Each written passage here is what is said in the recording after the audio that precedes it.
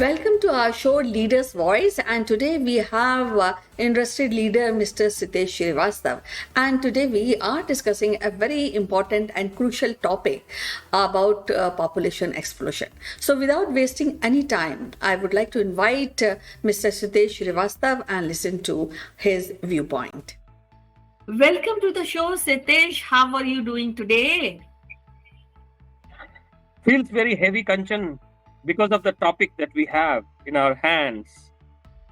How are you? Yes, I'm fine, very well. And yes, this is a topic which we have selected for the discussion. Is a crucial topic since in 12 years now we were 7 millions. Now today we are touching 8 million. This is what UN has declared today. So what you actually have in mind when we are thinking about increasing our population every day? Kanchan, we both grew up in a country where children were always welcome. Bhagwan ki deen hai. That's how we grew up while listening to our elders. But when we grew up and today where we are, in the last 200 years or last maybe 3 centuries, the exponential growth that we have had is something that either can be presented as a problem or can be presented as a mix of problem and progress. While industrial revolution of 1600s in the British territories, industrial revolution, that actually was a first step towards better life, better food, better accessibility, urbanization, connects. But it was bound to happen that the people will live longer. So one is the people live longer, another is the procreation is happening. So it's a very interesting subject to discuss, but I want to first hear your views.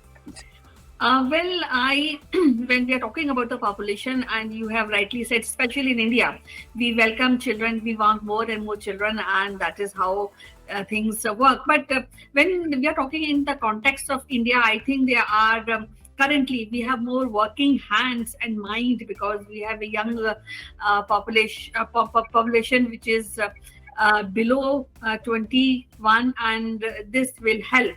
But otherwise, if we really go into this population explosion, that is lot of burden on Mother Earth, because then there are many countries where we will not be able to really focus on the demand and supply, and the earth agriculture cannot sustain all this population. And this is what I feel, and I also want to know what is your reaction in this. Well, Kanchan, when we hit this 8 billion as per United Nations, all over the world, somebody is presenting statistics, someone is presenting the insights, someone is presenting analytics, but no one said what is the optimum population of this planet. No one says 200 million is okay, we can sustain. No one says 2 billion is okay or 4 billion was okay. So when we do not have a benchmark, I think it is to say that 8 billion is a danger.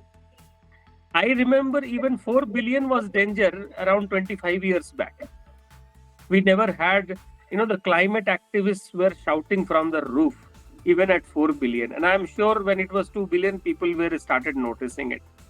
So having said that, I think the benchmark has to be established from any data point today or any insight or analytics. Only you have to measure through a benchmark. Now, in India's case, which is the number 2 populated country, I realized that 1.4 billion or 1.4.5 billion, 1.45 billion people just next to China. Now, the resources, the land mass that we have, and if you see where this land mass is distributed, I saw some data. Urban population is skewed against the tier 3 or villages.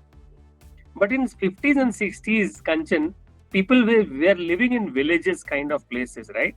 So the population was kind of balancedly distributed across. But today, given the job, education, healthcare, and everything else, everyone moves to still the same 4 cities, and now some more satellite cities. So I think the government has to do one thing. People have to be made aware. Now that experiment also has mixed reactions. What Sanjay Gandhi did in 70s, in the last 15-20 years, is something like a leaf can be taken out. Same time, the contrasting thing is that there are no children being born, or very less children being born, in Japan and some Scandinavian country, and governments are promoting to have children from the citizens. So who is going to take the lead here in terms of the availability, accessibility, healthcare, vaccination, education, and all of that? I would say that, like United Nations, we should have something like United Nations on population control, something like that. What do you say? Well, you have raised a quite interesting point when you said that there should be a benchmark, and then people should realize that this is a benchmark and we should not go above this. And you know that by 2050, we will be around 9.7 million. So then again, we are on actually increasing, and you also mentioned that there's a life expectancy which was lower in earlier years. Now it is more, though it is a good kind of situation, but at the same time I feel that it will not come from the government or from any organization. The idea of to control the population should be a kind of individualistic initiated effort, and I think that really needs a kind of guidance. There are so many options which are available for couples, for humans to look into and find out the solution. But on a lighter side, though we are also searching new planets to really colonize, and I think that will also maybe some effect on population. Correct. You are right. You're right when you say that we are finding outer space, and that's probably that is the basis of that statement that people are putting today. I love you from the moon and back. Okay, I love you from the Mars and back. So I think that is what humans are thinking, and people like Elon Musk, and they want, and Bezos, they want people to go to the outer space and stay there. But I'm saying that if we take it seriously as well, I think the proper distribution of population is something that needs to be taken care. Now, no government can force a population control in today's democratic world, but people can be taught about it. But we have seen from various examples, the teachings don't go anywhere because it somewhere infringes on personal life. China tried to do it, but then China is seeing the challenges of it. Japan, where the kids children are not being born, we must see what incentives they give, because it's an aging population. But on the other hand, India, China, if you see developed countries, Germany stands at number 19. So there are so many insights that we have to take. But I think what is best for a country like ours, earlier we used to have census every 10 years. I don't know when last did we have census in this country. The kind of data that we have to pull out of the census is something very important. The national plans and policies have to be made like that, so that the population growth that has happened in last 15 years should actually slow down a little bit in the next 10 years. But again, from a personal point, from an individual, it is very, very hard to see. Even if you see Indian states, some states have very, very few population, whereas the other states have too many of it. So I think distribution is one. People's education is one. And at the same time, there are the new youth, Kanchan, who love to have dogs more than kids. People have pets, and I know at least few people in my, they have had pets for so long, and there were no children at home, and it leads to another kind of discussions altogether. Okay, and so I think it has to be seen in its totality. We have to, nobody can enforce anything on the population control. People have to be told. Governments have bigger challenge to provide welfare to their passport holders, Kanchan. Yes, definitely. And as you mentioned, there are some government initiation which is done, for example, in China, and they were forced to have only one child, and the second child was used to be taken away from the family. So that is also, I think, in a way, it's wrong. And now the situation has come that Chinese parents don't want their sons or daughters to join army because they don't want to lose any of their kid.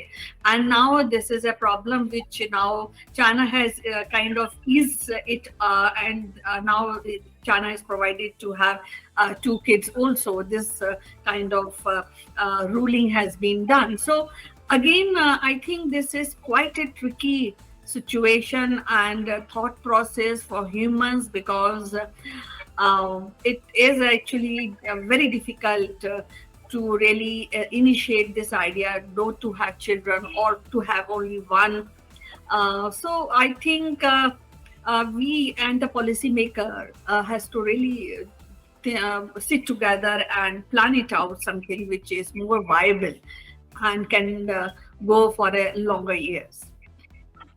Yeah, and I think the latest map also shows population-wise map that China is actually shrinking, and India might take over as number one. But do we really want to be number one in population? I'm not sure whether that should be okay for the way we use resources, or let me say the way we waste our resources. Do we really need to be number one in that population meter? Okay. If you see, there are world population meters are there. You can actually see how many people are taking birth, how many people are dying, and how many people are historically at one place. I realized while looking at that meter, Kanchan, that the birth meter is running faster than the death meter. And the death meter is still, you can blink your eye twice that the meter moves. But the birth meter is just like electricity meter, which is continuously running around. So which shows that there is a lot of positivity in this world. There was a statement I said, I also heard that 8 billion people who says that people are not interested in sex. So this shows that there was another survey, when 9/11 happened, Kanchan. People in USA, they went into the depression that happened. Today's kids who were born after those years, they will not know. But since we saw the Twin Towers falling, 3,000 people dying on that particular day, 1 year later, the survey actually came out that the people who were impacted in that day, after 1 year, 1.5 years, there were more number of babies in those population itself. So somewhere it is a very, comforting factor. Even in the pandemic, we have seen this. Right. So it is a very, very complex situation, and statistics alone cannot, define it. Data and analytics is good for the policy, but people and their personal lives are so much intertwined that I think in this situation, if the planet, getting exploded with the population, I think the policymakers, the spiritual leaders, the psychologists, the psychiatrists, social inventors, all have to come together and work on some smaller, areas. And then from there, they have to devise what is a model way of doing this. Otherwise, Kanchan, by the time me and you become little more older, we will discuss population problem in Moon and Mars also. Okay, and I think one point we are missing out. I think all the situations are conducive for the population growth. That is also one thing which is Correct. initiating. So I think today's discussion we can actually easily summarize it. Though today we don't have any solution for this population explosion, but at the same time, Mr. Tej, I look forward from our viewers what they think, what is their vision, and I look forward for their comments and really find out if anybody can actually present any solution or any guidelines on this population explosion. So, Sitesh, as usual, this is quite a crucial topic which we have discussed, and look forward for our viewers to. We had a profound discussion with Mr. Sitesh Srivastav on the population explosion. I look forward for your viewpoints, your comments in this show and regarding this topic. And I will be meeting again on next Saturday. Till then, you take care and be happy. Bye bye.